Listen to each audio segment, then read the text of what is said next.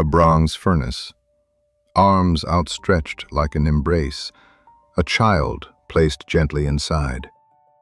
Drums beating loud enough to drown out the sound underneath them.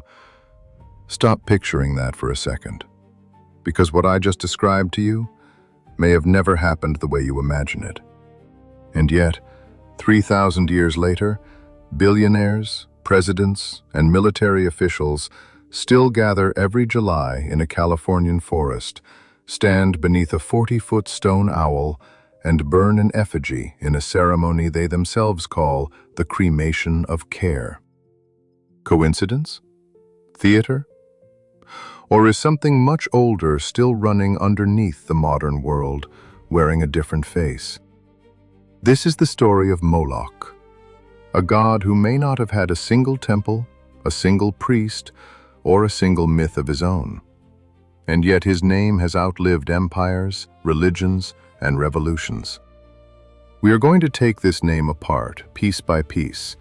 The archaeology, the etymology, the literature, the psychology, and yes, the theories about elites that refuse to die. Some of those theories hold up. Most don't. We'll be honest about which is which. Let's start where the name itself begins to fall apart. Because the strangest part of this story isn't the fire. It's that we may have built the god ourselves. Here's the first uncomfortable fact. Unlike Baal, El, or Asherah, Moloch has no temple inscriptions bearing his name, no priesthood describing his rites in their own words, no myth cycle. According to the legend preserved almost entirely by his enemies, in the Hebrew Bible, the phrase used again and again is that children were passed through fire to Moloch. The book of Leviticus is blunt about the punishment. Anyone who hands a child to Moloch is to be put to death. And the text goes further, commanding the whole community to turn against anyone who simply looks away and says nothing. That detail matters. Lawmakers don't write execution clauses for harmless ceremonies. Something happened in that valley south of Jerusalem, the Valley of Hinnom, severe enough to need a law that extreme. But, and this is where the story gets interesting instead of simple, some scholars argue the phrase "passed through fire" may originally have described a ritual where a child walked between two flames as a rite of dedication, not a method of killing. A dark baptism, not a death sentence. We don't get to know for certain. That uncertainty is the story. And the deeper we go into who Moloch actually was, the less his name even looks like a name at all. In the original Hebrew text, Moloch is written only as 3 consonants, M, L, K. No vowels survive from the earliest manuscripts. In Semitic languages, that root can mean king, Melech, or it can refer to a type of offering, Molch. Centuries later, when Jewish scribes added vowel markings to preserve pronunciation, they made what looks like a deliberate choice. Rather than vocalizing the word as king, they borrowed the vowels from a different Hebrew word entirely, bosheth, meaning shame. The result? Moloch. A ritual term, possibly turned into a curse. A practice, possibly turned into a personality. If that theory is correct, Moloch may never have been a god that Canaanites prayed to by that name at all. He may be something far stranger, a god invented after the fact, built entirely out of horror and condemnation, so that an entire civilization would have something to point at and say, "Never become this." And if a god can be built that way once, it raises an uncomfortable question we'll come back to later. How many Molochs have we built since? But theology is one thing. The dirt doesn't lie the same way books do, and the dirt has its own story to tell. In the early 20th century, archaeologists began excavating the outskirts of ancient Carthage, the great Phoenician colony in North Africa. What they found was staggering. A sacred enclosure called a Tophet, built up in layers over centuries, ultimately containing somewhere around 20,000 urns, most holding the cremated remains of infants and young children, sometimes mixed with the bones of young animals. For decades, the academic world split cleanly into two camps, and that split has never fully closed. One side, physical anthropologists led by Jeffrey Schwartz, argued that the ages at death matched what you'd expect from natural infant mortality in the ancient world. Stillbirths, perinatal deaths, an era without modern medicine. Tragic, but not ritual killing. The other side, researchers like Paulo Cella and Lawrence Stager, pointed to something the bones alone can't explain: the inscriptions. Stelae above many of the urns read like formal records of a transaction. A vow made to a god.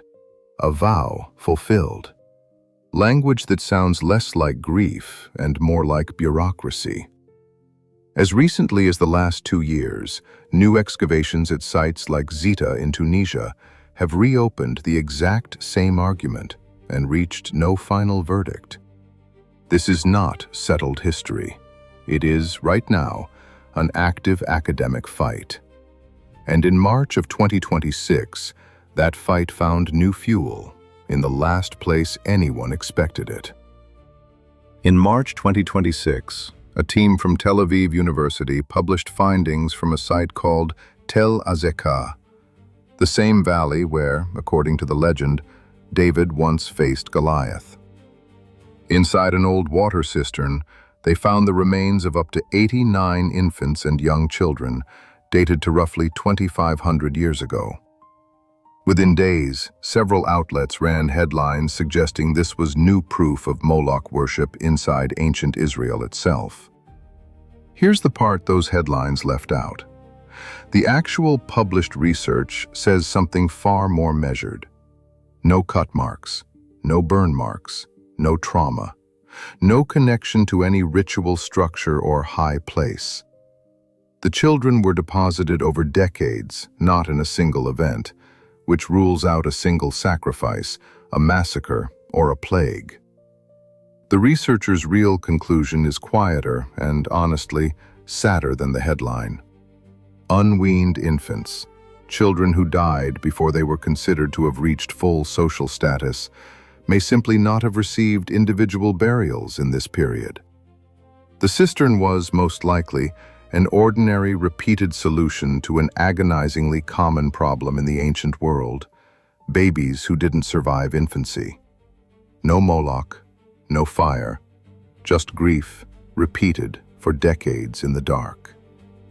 It's a useful reminder before we go further. The name Moloch is now powerful enough to get attached to evidence that was never about him at all. So if the archaeology can't fully prove the god, maybe the proof was never meant to be found in the ground. Maybe it was meant to be built by writers centuries later. Picture Moloch right now. A towering bronze bull-headed statue, a furnace burning inside its hollow belly. 7 chambers, the 7th reserved for a child. Priests beating drums to drown out the screams. Almost none of that comes from the Bible.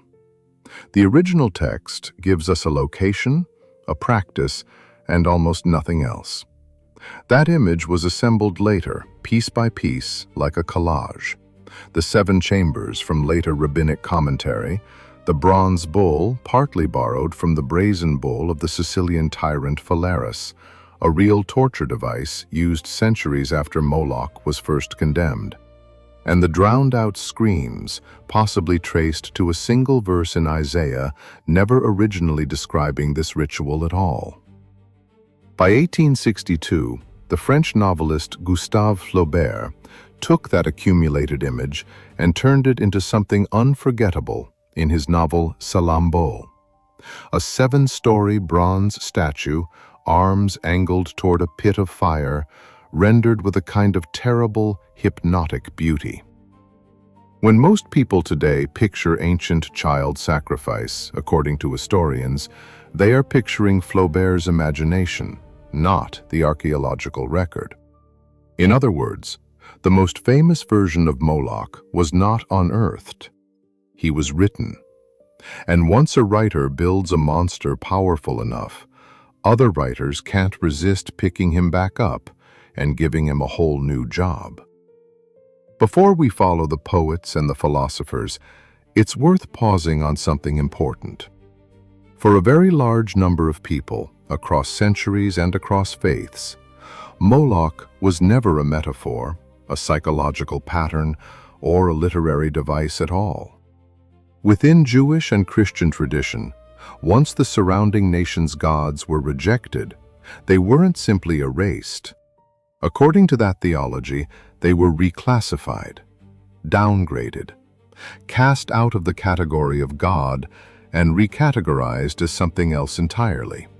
A demon, a real, conscious, malevolent spirit operating with intention, not just an idea that happened to spread. In later demonological texts and grimoires, Moloch appears exactly that way. Ranked among named entities of the infernal hierarchy, sometimes linked astrologically to Saturn, described as commanding obedience through compulsion rather than persuasion. For believers who hold this view today, the rituals described in the Bible weren't ancient superstition misunderstood by modern eyes. They were exactly what they appear to be: a literal spiritual entity receiving literal worship and literal sacrifice. We're not going to tell you that view is wrong. It's a sincerely held theological position, held by serious religious traditions, and it deserves to sit on the table alongside the academic and literary readings we're about to walk through, not underneath them. Whether Moloch is a coordination trap, a poet's metaphor, or an actual fallen entity may simply depend on which lens you're already standing inside. We'll give you all three and let you decide which one the evidence points to for you. It was this same demonic framing, in fact, that gave one 17th century poet exactly the character he needed. And once a writer builds a monster powerful enough, other writers can't resist picking him back up and giving him a whole new job. In 1667, John Milton needed to populate hell for his epic poem Paradise Lost, and he reached straight into the prophet's condemnations and the demon he'd already been described as to find his first rebel angel, Moloch. In Milton's version, Moloch isn't cunning, he doesn't scheme. While the other fallen angels debate strategy and long-term plans, Moloch argues for one thing only: a second, direct, suicidal assault on heaven, whatever the cost. He would rather burn in open defiance forever than wait, negotiate, or submit. Milton gave Moloch a personality he never had in Scripture: pure aggression as philosophy. Destruction not as a means to an end, but as the end itself.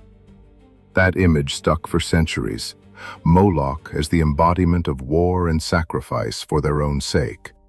And then, in the middle of the 20th century, one poet would drag that image out of hell completely and plant it directly in the middle of an American city.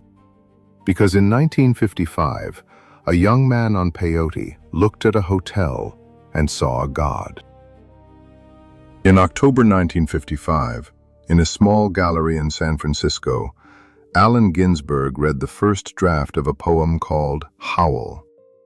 In its second section, Ginsberg looked at post-war America, its factories, its psychiatric institutions, its military machinery, its crushing conformity, and gave it a name nobody expected: Moloch.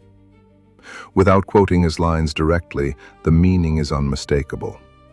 Ginsberg described a god built from skyscrapers and stock prices, from fluorescent lights and war bonds. A god that didn't ask for belief, only for your time and your obedience, converted quietly into silence. For Ginsberg, the people destroyed by this Moloch weren't sacrificed on an altar. They were institutionalized, imprisoned, diagnosed, forgotten. The fire was symbolic, But the cost, he argued, was just as real. The poem was put on trial for obscenity. It was eventually ruled to have, in the court's own words, redeeming social importance, and it went on to become one of the most read poems of the 20th century. Moloch no longer needed a temple. He had an economy. But Ginsberg's Moloch was still a metaphor, a feeling. Decades later, someone would ask a much colder question. What if Moloch isn't a metaphor for cruelty at all? What if he's just math?